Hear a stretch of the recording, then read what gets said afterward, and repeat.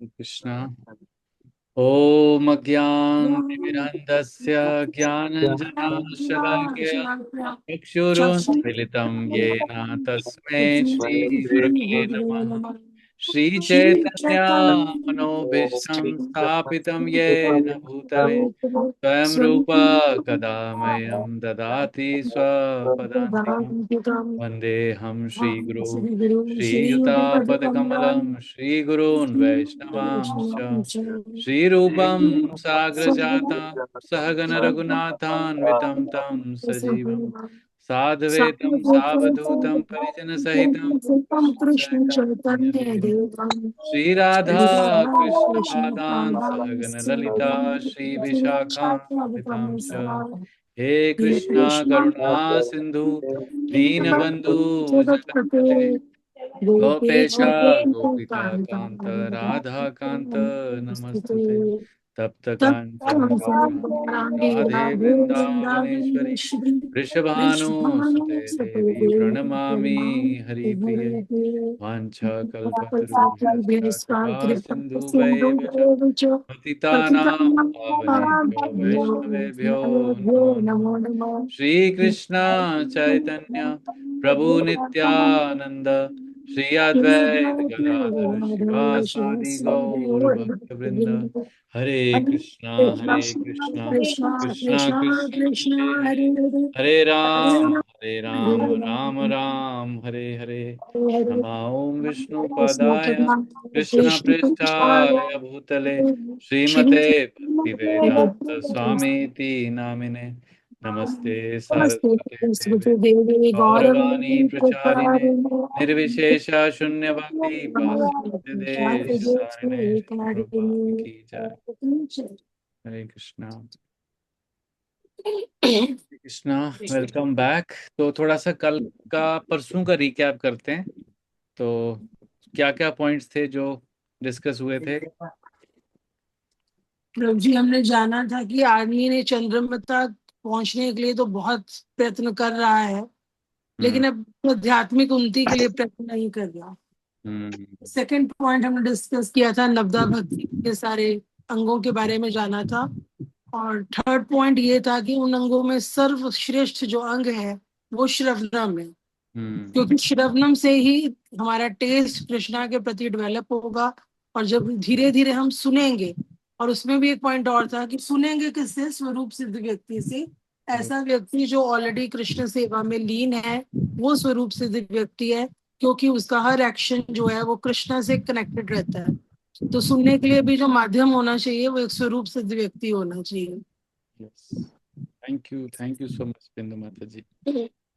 We all were missing you. Last point हमने ये भी जाना था प्रभु जी कि हर कोई जो है, चाहे वो पतित स्त्री है या कोई भी वैश्य है, कोई भी शूद्र है, वो हर कोई कृष्ण को जान सकता है।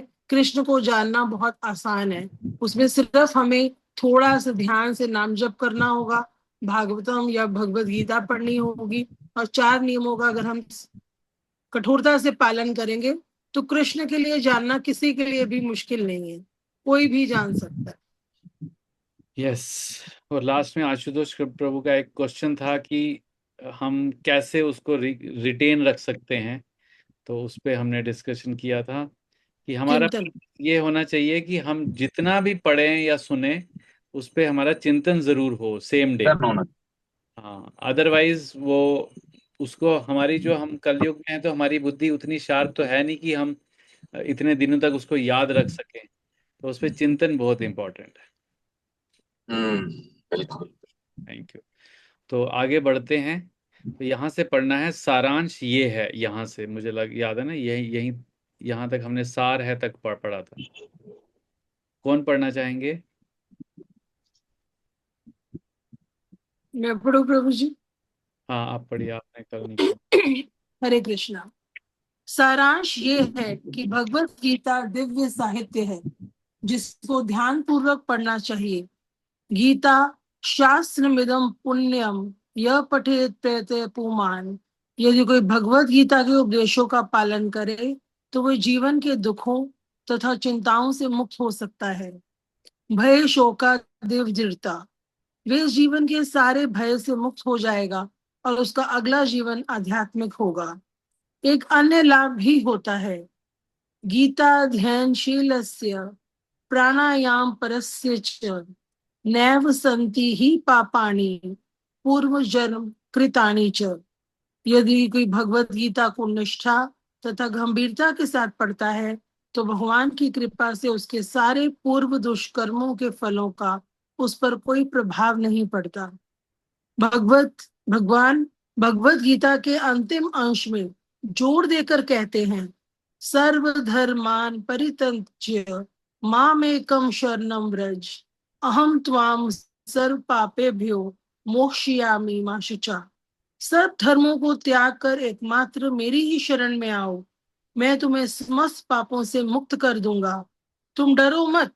इस प्रकार अपने शरण में आए भक्त का पूरा उत्तरदायित्व भगवान अपने ऊपर ले लेते हैं और उसके समस्त पापों को क्षमा कर देते हैं।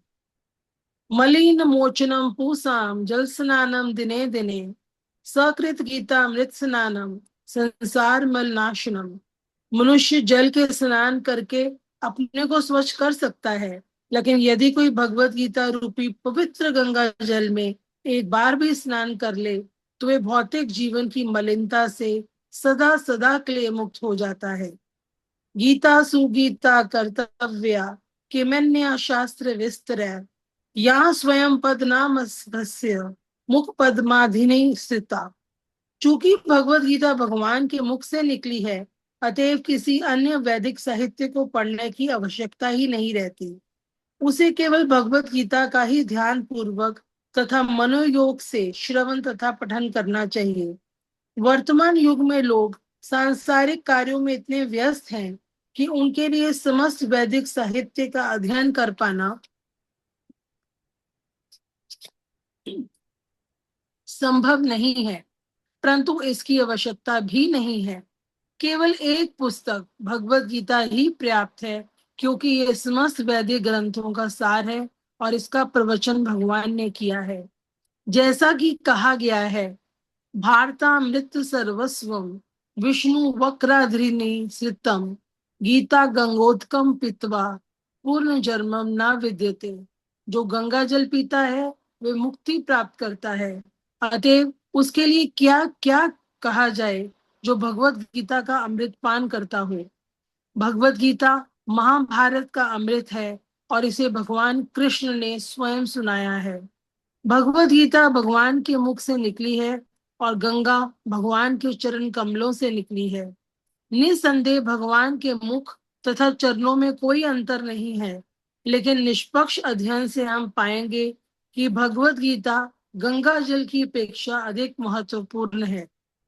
सर्वोपनिषदो गावो दोग्धा गोपाल नंदना पार्थो वस्व सुधि भोक्ता दुग्धम गीता मृतम महता। ये गीता उपनिषद भगवत गीता जो समस्त उपनिषदों का सार है, गाय के तुल्य है। जो ग्वाल बाल के रूप में विख्यात भगवान कृष्ण इस गाय को दुह रहे हैं। अर्जुन बछड़े के समान है और सारे विद्वान तथा शुद्ध भक्त भगवत गीता के अमृतमय दूध का पान करने वाले हैं। एकम शास्त्रम देव की पुत्र गीतम एको देवो देव की पुत्र एव एको मंत्रस्य नामानि यानि कर्माप्येकम तस्य देवस्य सेवा। आज के युग में लोग एक शास्त्र, एक ईश्वर, एक धर्म तथा एक वृत्ति के लिए अत्यंत उत्सुक हैं। अतएव एकम शास्त्रम देव की पुत्र गीतम, केवल एक शास्त्र भगवत गीता हो जो सारे विश्व के लिए हो। एको एको देव की पुत्र एव, सारे विश्व के लिए एक ईश्वर हो श्री कृष्ण। एको मंत्रस्य नामानि यानि, और एक मंत्र एक प्रार्थना हो उनके नाम का कीर्तन। हरे कृष्णा कृष्णा कृष्णा हरे हरे, हरे राम राम राम हरे हरे। कर्माप्यकम तस्य देवस्य सेवा, केवल एक ही कार्य हो भगवान की सेवा। वही बोल। धन्यवाद गुरु जी। हरि बोल। तो आज आपने गीता महात्म्य पढ़ा। ये गीता महात्म्य के 7 श्लोक हैं जो कि किसने लिखे हैं? श्रीपाद शंकराचार्य जी ने। तो शंकराचार्य जी कौन है? शिव जी के अंश अवतार हैं, अवतार हैं, श्री- है ना। तो ये 7 जो हैं इसमें गीता महात्म्य हैं। तो इसमें एक एक करके इसका मीनिंग को डिस्कस करते हैं। तो पहला क्या महात्म्य है कि गीता शास्त्रम इदम पुण्यम पठेत प्रतेत पुनाम। यदि कोई भगवत गीता के आदेशों का पालन करे तो वह जीवन के दुखों तथा कष्टों से मुक्त हो सकता है, और जितने भय से मुक्त हो जाएगा उसका अगला जीवन आध्यात्मिक होगा। तो पहले, क्योंकि कुछ लॉलीपॉप चाहिए ना, कुछ तो चाहिए, तो वो पहले बताया गया है। क्योंकि कर्मी लोगों को पहले होता है कि हमें क्या मिलेगा इसको पढ़ने से। तो हमारे लिए बेनिफिट क्या है इसमें, जीवन के। दुखों से छुटकारा होगा, हम्म। जीवन भय मुक्त होगा, और हम्म। सारी चिंताएं धीरे धीरे स्वयं कृष्ण अपने ऊपर ले लेंगे, और हमें हमारा जीवन सुलभ हो जाए। हम्म। तो ये पहला महात्म्य बताया है, क्योंकि उनको पता है कि कलयुग में लोग हैं, तो इसलिए पहले उनको कुछ बेनिफिट चाहिए। अगर बाद वाले बताएंगे पहले, तो आगे कोई पढ़ेगा ही नहीं। और ये तो लाभ है ही, और उसके बाद बताया एक अन्य लाभ भी है। क्या बताया गया है? तभी इसको मैं थोड़ा सा डिस्कस करना चाहूंगी। जी। भय से मुक्त हो जाएगा, क्यों भय से मुक्त हो जाएगा? क्योंकि सारे भय हमें हमारे शरीर के कारण है। के साथ है। तो गीता हमें ज्ञान देती है कि हम शरीर नहीं हम आत्मा है। जब ये ज्ञान आ जाएगा तो वो भय जो है, जो हर पल हमें सताता रहता है, उससे मुक्ति मिलेगी। यस। और हमारा शरीर से ही हमको कष्ट और दुख मिलते हैं, शरीर से डायरेक्टली या शरीर के साथ जो कनेक्टेड हैं उनसे इनडायरेक्टली। तो जब हम अपने को शरीर ही नहीं समझेंगे, अगर हमने भगवत गीता समझ ली, तो हम अपने शरीर से भी दुख नहीं पाएंगे, और अपने शरीर के साथ जो कनेक्टेड हैं उनसे भी दुख और कष्ट नहीं पाएंगे। और भय, जैसे आपने कहा, भय तो बिल्कुल खत्म हो जाएगा। मतलब हमारे को डेथ का भय नहीं रहेगा, मृत्यु का भय नहीं रहेगा, अगर किसी को भगवत गीता सही से समझ आ चुकी है। उसका भी कारण है क्योंकि भगवत गीता हमें जीने की कला तो सिखाती है, मरने की कला भी सिखाती है। कि मरते वक्त हमारे मन में जो है वो भगवान का ध्यान रहना चाहिए, ताकि हम भगवान के धाम जा सकें। तो भगवत गीता हमें जीने की कला के साथ साथ मरने की कला भी सिखाती है। बिल्कुल सही कहा आपने। एक डिवोटी के लिए जो डेथ है ना, वो कोई फेयरफुल सिचुएशन बिल्कुल भी नहीं है। वो क्या है, उसको बहुत वेट करता है एक डिवोटी, कि ये ऐसा एक पड़ाव मेरी लाइफ में आएगा जिससे मैं एटर्नल लाइफ, सनातन लाइफ में चला जाऊंगा। उसको भय वाला कुछ कॉन्सेप्ट है ही नहीं, मतलब डिवोटी की लाइफ में है ही नहीं भय कुछ। लेकिन जो लोग कर्मी हैं, जो अपने को शरीर मानते हैं और शरीर के साथ उनके जो भी लिंक हैं उसके साथ, तो उनको बहुत ज्यादा भय भय होता है। तो 99.9% लोगों को भय रहता है मृत्यु से। उसका कारण है कि वो अपने को शरीर मानते हैं। तो आगे बढ़ते हैं। तो क्या बताया है, यदि कोई भगवत गीता को निष्ठा तथा गंभीरता के साथ पढ़ता है तो भगवान की कृपा से उसके सारे दुष्कर्म, पूर्व दुष्कर्म के फलों का उस पर कोई प्रभाव नहीं पड़ता। एक तो करंट में कष्ट खत्म हो जाते हैं, और अगर पुराने कोई पाप कर्म हों भी, दुष्कर्म, उसका प्रभाव भी खत्म हो जाता है। मतलब आग की तरह है। जैसे गीता को पढ़ना क्या है, जैसे आग में कुछ भी डाल दो तो वो नष्ट हो जाता है। तो ऐसे ही अगर कोई व्यक्ति ध्यान पूर्वक, गंभीरता, और वो भी लिखा है कि उसमें भी 2 वर्ड बहुत इंपॉर्टेंट है, निष्ठा तथा गंभीरता के साथ, ऐसे कोई पढ़ता रहेगा, तो उसके लिए एप्लीकेबल नहीं है ये, कि उसके दुष्कर्म खत्म हो जाएंगे। जैसे कल मेरा जो सेवा था वो 9th चैप्टर के 12वें श्लोक का था। तो उसको मैं जब मैं पढ़ रहा था तो उसमें बताया गया कि बहुत सारे लोग हैं जो कि, मतलब, भग पूजा पाठ तो करते हैं, लेकिन भगवान सिर्फ उनके लिए एक, उनकी इच्छाएं पूरी करने की एक मशीन है बस। तो ऐसी ऐसी भावना से अगर कोई भगवत गीता पढ़ता है, तो उसमें ना तो निष्ठा होगी और ना उसमें गंभीरता होगी। तो गंभीरता और निष्ठा सिर्फ एक भक्त में होगी। तो इतना इतना ज्यादा बेनिफिट है, मतलब भगवत गीता को पढ़ने का, लेकिन निष्ठा और गंभीरता के साथ। अब ये जो नेक्स्ट वाला है, ये तो हम सब ने बहुत बार पढ़ा है, और यही गीता का एंड पॉइंट है। जहाँ गीता खत्म Yes. होती है, वहां ये भगवान अर्जुन को बोलते हैं, सर्वधर्मान परित्यज्य माम एकम शरणम व्रज, अहम तम सर्व पापेभ्यो मोक्षयिष्यामि मा शुचा। कि ये एक्सपेक्टेशन भी है और ये इंस्ट्रक्शन भी है, दोनों चीजें हैं। कि अगर किसी को भगवत गीता किसी ने निष्ठा और गंभीरता से पढ़ी है, और उसको भगवान की कृपा हो चुकी है, और उसके पूर्व दुष्कर्म के फल उससे वो उसका प्रभाव खत्म हो चुका है, तो वो इस लेवल तक पहुंच जाएगा। वो बाकी सभी धर्मों का त्याग करके केवल भगवान, या लिखा ना कि हर एकमात्र मेरी ही शरण में आओ। तो ये वैसे लास्ट में आएगा, बट यहाँ पर इस गीता महात्म्य में भी ये बता दिया गया है। तो भगवान बोल रहे हैं कि मैं आपकी सारी चीजों को टेक केयर कर लूंगा, आपको बस मेरे पे विश्वास रखना है और डरना नहीं है। तो हमारे हमारे साथ, क्योंकि हम लोग अपने को किसी किसी लेवल में कंट्रोलर मानते हैं, है ना, नियंता मानते हैं, तो हमारे को लगता है नहीं, अगर हम नहीं करेंगे तो कैसे होगा। लेकिन कुछ ऐसे फॉर्चुनेट सोल्स होते हैं जो कि पूरी तरीके से भगवान की शरण में चले जाते हैं, और हम देख सकते हैं उनका जीवन कितना अच्छा होता है। जैसे मैं अपने मंदिर में ब्रह्मचारी को देखता हूँ ना, तो मतलब काफी लोग बीटेक वगैरह करके आए हैं, लेकिन अब वो इतना 100% भगवान के शरणागत हैं, तो उनका लाइफ कितना आनंदमय है। हमेशा भगवान के बारे में बोल रहे हैं, खाने पीने का उनको टेंशन नहीं है, बॉस का टेंशन नहीं है, कुछ नहीं है। हाँ, एक कठिन लाइफ है, लेकिन उन्होंने भगवान को की शरण ली है, और उनका ये था, थॉट है कि भगवान ने बोला है कि डरो मत, तो वो पूरी तरीके से सेवा कर रहे हैं, और उससे उनका गुणगान भी हो रहा है, और ऊपर से उनको और सेवा मिल रही है, और ऊपर से जो भी उनकी नीड्स हैं वो भगवान पूरी कर रहे हैं। मतलब लाइव एग्जाम्पल दिखता है। प्रभु जी, इस श्लोक में मेरे को जगन्नाथ जी की कथा याद आती है। ये लाइन है ना, इस प्रकार अपनी शरण में आए भक्त का पूरा उत्तरदायित्व भगवान अपने ऊपर ले लेते हैं। हम्म। जगन्नाथ कथा में भी हम यही जानते हैं कि भगवान जगन्नाथ माधव दास के सारे कष्ट जो हैं वो अपने ऊपर ले लेते हैं। वो उनके असीम भक्त रहते हैं, तो हम्म। उन्हें जब फीवर होता है, वो उनकी सेवा नहीं कर पाते, तो भगवान स्वयं उसके कष्ट यानी उसका बुखार अपने ऊपर ले लेते हैं, और 15 दिन बुखार में रहते हैं, यस। और धीरे धीरे उनके जो कष्ट हैं वो खत्म हो जाते हैं। तो यस। इससे हमें ये भी सीख मिलती है कि अगर हमने कोई दुष्कर्म किए हैं तो उसके फलों का भुगतान तो हमें करना ही होगा।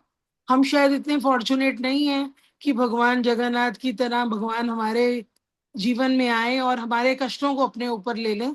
तो इस कथा से ये भी सबक मिलता है कि अपने कष्ट तो हमें काटने ही होंगे। माधव दास की हेल्प करने तो भगवान आ गए, उससे उन्होंने ये भी सीख दी कि माधव दास को कि कष्ट तो तुम्हें काटना ही है, अपने दुष्कर्मों का फल तो तुम्हें भुगतना ही है, क्योंकि तुम मेरे असीम भक्त हो। तो चलो मैं तुम्हारा बुखार या तुम्हारे कष्ट अपने ऊपर ले लेता हूँ। हम्म। इसमें जगन्नाथ जी की कथा लिंक होती है प्रभु जी, कि हाँ। कैसे भगवान जो है वो भक्तों के कष्ट अपने ऊपर ले लेते हैं। हाँ, एक और ऐसी स्टोरी भी आती है चैतन्य चरितमृत में भी, सिमिलर। एक रघुनंदन ठाकुर होते हैं ना, तो उनके जो पिताजी होते हैं, तो वो उनकी मृत्यु हो जाती है, तो बच्चे की मृत्यु हो जाती है। तो जो उनके माता पिता होते हैं वो उनको पूछते हैं कि आपने, आपकी वजह से हमारा बेटा हमारे से बिछुड़ गया है, तो अब हम लोगों का श्राद्ध कौन कौन करेगा। तो वो भगवान वहां पर जो गोपीनाथ जी होते हैं उनके घर में, तो गोपीनाथ जी के विग्रह उनसे बात करते हैं और बोलते हैं कि आज से मैं तुम्हारा बेटा हूँ। तो उसके बाद जब जब वो जो रघुनंदन ठाकुर के पिताजी की और माता की मृत्यु होती है, अब उनका श्राद्ध करना होता है। तो उस दिन वो क्या देखते हैं, जो वहाँ के आसपास के गांव के लोग होते हैं, कि जिस दिन वो श्राद्ध करना होता है, तो उस दिन भगवान का उन्होंने ड्रेस उनको पहनाया होता है दूसरे कलर का। तो वो उस दिन जब वो सुबह उठते हैं, जिस दिन श्राद्ध करना होता है, उस दिन भगवान का ऑटोमेटिकली ड्रेस जो है वो वाइट ड्रेस में होते हैं। तो आज की डेट, आज तक भी उस दिन सेम डे जिस दिन वो उनके माता पिता का श्राद्ध होता है, तो आज भी भगवान को वाइट ड्रेस पहना के वहां पे एक नदी है उसके किनारे लेके जाया जाता है, और वहां पर भगवान अपने माता पिता का श्राद्ध करते हैं। तो इस तरीके से मतलब भगवान सब जो मतलब बहुत ही पर्सनल कनेक्शन है भगवान के साथ डिवोटीज का। सिर्फ हमें वो बोलते हैं कि डरो मत, मेरी शरण में आओ, मैं तुम्हें सभी पापों से मुक्त कर दूंगा। बस यही जो डर है ना हमें, थोड़ा सा क्या बहुत ज्यादा है, तो वो डर के कारण ही हम पापों से मुक्त नहीं हो पा रहे हैं। बस कि अगर उसको नहीं किया, इसको नहीं किया, उसको खुश नहीं किया, उसको खुश नहीं, तो क्या होगा। तो ये है। बाकी लोग भी इन्वॉल्व हो सकते हैं डिस्कशन में, कैमरा और बंद करके या वो करके, because this is a discussion among all of us. आगे क्या है नेक्स्ट, ये वाला जल, जल वाला क्या है पॉइंट, बताइए। महात्म्य 3।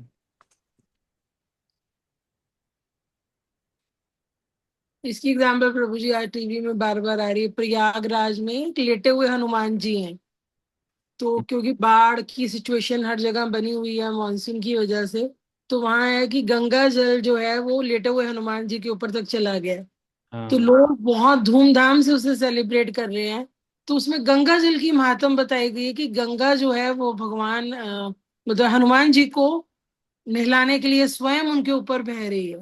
तो हाँ। सेम है कि जो भगवत गीता है वो गंगा जल के समान है। जैसे गंगा जल हमारे मन के, हमारे शरीर के पापों को धोती है, वैसे ही भगवत गीता अगर हम रोज रोज पढ़ेंगे तो धीरे धीरे हमारी मलिनता जो है वो धीरे कम होती जाएगी। हम्म। तो गंगा जल की इम्पोर्टेंस बताइए।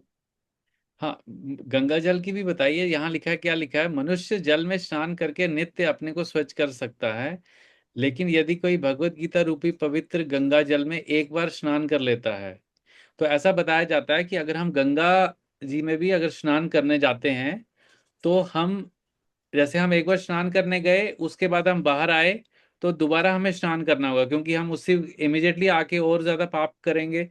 लेकिन भगवत गीता के रूपी पवित्र गंगा जल में कोई एक बार भी स्नान कर लेता है, तो वह भौतिक जीवन की मलिनता से सदा सदा के लिए मुक्त हो जाता है। तो यहाँ भगवत गीता रूपी गंगा का महात्म्य बताया जा रहा है कि गंगा जी में स्नान करने से एक बार हमारे पाप खत्म होते हैं, लेकिन जैसे हम बाहर आते हैं तो दोबारा पाप करने लगते हैं।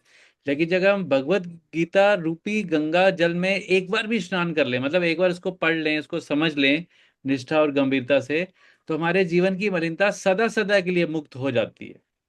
तो हमें दोबारा उसको, उसमें गंगा जल में एक बार भगवत रूपी गंगा जल में स्नान करने की दोबारा जरूरत नहीं पड़ती, तो एक बार में ही।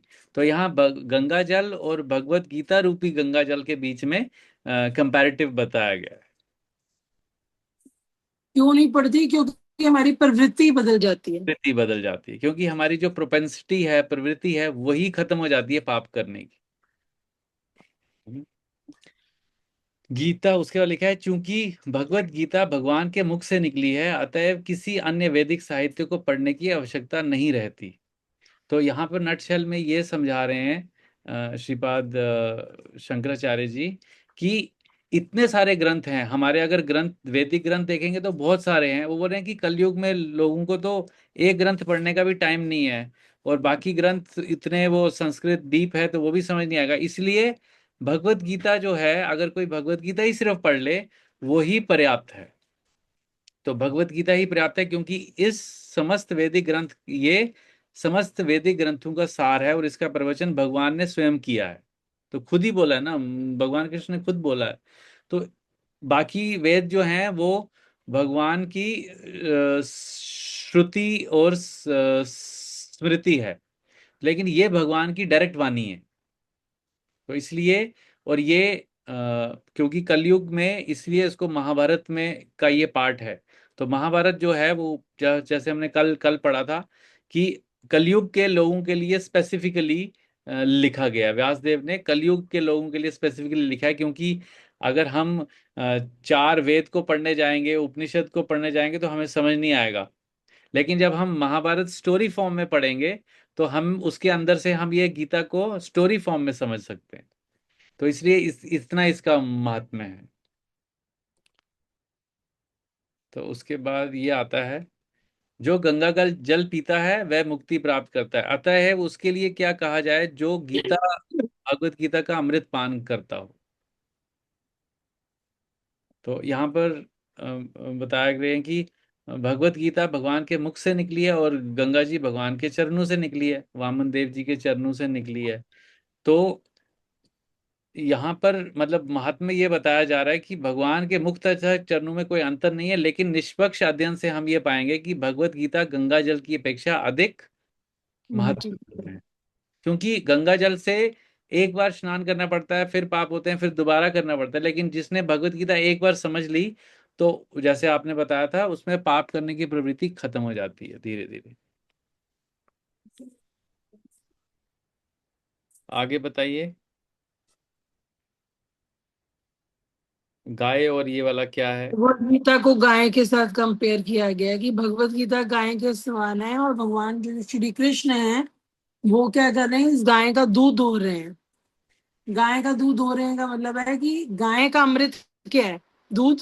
तो तो दूध दोहने का मतलब यहाँ ये है कि भगवान कृष्ण ने स्वयं अपने मुख से ये बोली है, इसलिए ये अमृत तुल्य है, ये दूध के समान पवित्र है।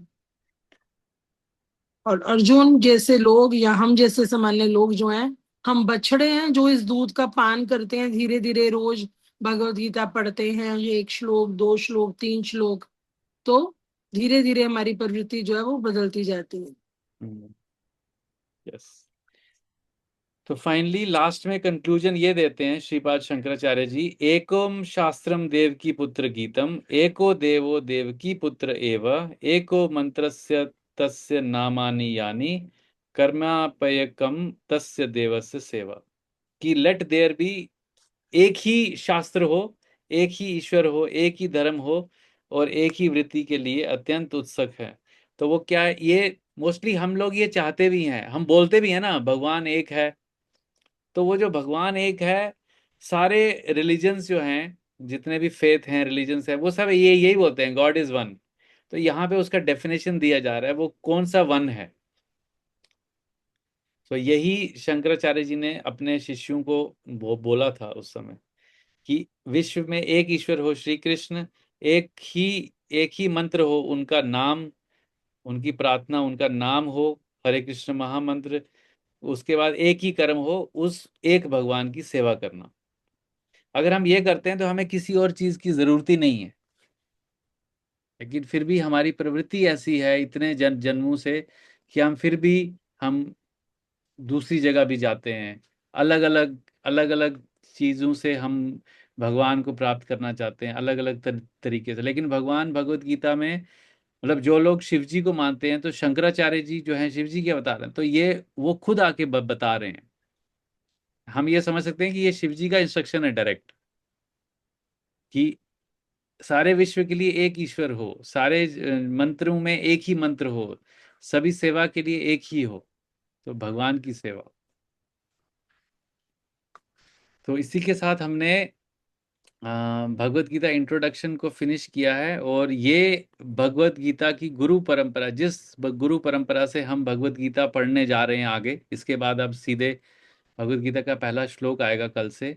तो ये पूरी परंपरा है जो है, जिसके थ्रू हम भगवत गीता को समझेंगे आगे। तो ये इस परंपरा का नाम है ब्रह्म मध्व गौड़ीय वैष्णव संप्रदाय, जो कि भगवान कृष्ण से शुरू होती है, ब्रह्मा जी, नारद, व्यास, फिर ये मध्वाचार्य, मध्व, उसके बाद नीरे करते करते जो हमारे प्रेजेंट आचार्य हैं, और जो उनसे पहले वाले भी, जैसे ये माधवेंद्र पुरी हैं, जो चैतन्य महाप्रभु के गुरु के गुरु हैं। फिर ईश्वरपुरी हैं, जो कि चैतन्य महाप्रभु ईश्वरपुरी के गुरु हैं। फिर चैतन्य महाप्रभु, फिर उनके शिष्य रूप गोस्वामी, सनातन गोस्वामी, जिनके बारे में हम पढ़ते हैं, फिर उनके शिष्य रघुनाथ दास गोस्वामी, जीव गोस्वामी, फिर चैतन्य चरितरामृत के जो लेखक हैं कृष्णदास कविराज गोस्वामी, फिर जो हम भजन गाते हैं नरोत्तम दास ठाकुर, फिर आध्यात्मिक युग के विश्वनाथ चक्रवर्ती ठाकुर, फिर बलदेव विद्याभूषण, फिर उसके बाद भक्ति विनोद ठाकुर जो 300 साल पहले हुए, फिर गौर किशोर दास बाबा जी महाराज 200-250 साल पहले हुए। फिर उसके बाद 100-150 साल पहले भक्ति सिद्धांत सरस्वती ठाकुर हुए। और फिर हमारे इसी भक्ति वेदांत स्वामी श्रीला प्रभुपाद। और फिर उनके आगे जो अभी इतने सारे शिष्य हैं जो हर जगह पूरे विश्व में वह इसी नाम का, इसी का प्रचार कर रहे हैं, भगवत गीता ये यथारूप का, श्रीमद् भागवतम का। तो हम इस बहुत ही विख्यात परंपरा के साथ जुड़े हैं, और इसीलिए हम गीता को कुछ हद तक समझ पाते हैं। तो अगर हम यहाँ पर भगवान आगे बताएंगे 4th चैप्टर में कि एवं परंपरा प्राप्तम इम राज्य ऋषियो विदु, ये भगवत गीता यथारूप इस गुरु परंपरा द्वारा प्राप्त हुई है। तो ये जो कंटेंट प्रभुपाद जी ने इसमें परपोर्ट में लिखा है, ये उनकी अपनी मनोकल्पना नहीं है, ये इस परंपरा से उनको मिला है। ये जिस परंपरा को हम अभी देख रहे हैं अपने यहाँ, उस परंपरा से मिला है। तो इसलिए we should be really grateful and thankful to the entire guru parampara, जो भगवान कृष्ण से शुरू होती है और फिर श्रील प्रभुपाद जी तक, और उनके जो हमारे आगे अभी वर्तमान आचार्य हैं उनके द्वारा हम तक पहुंच रही। हरे कृष्णा। कोई किसी का कोई क्वेश्चन, कोई पॉइंट? आप सब लोग शांत हैं।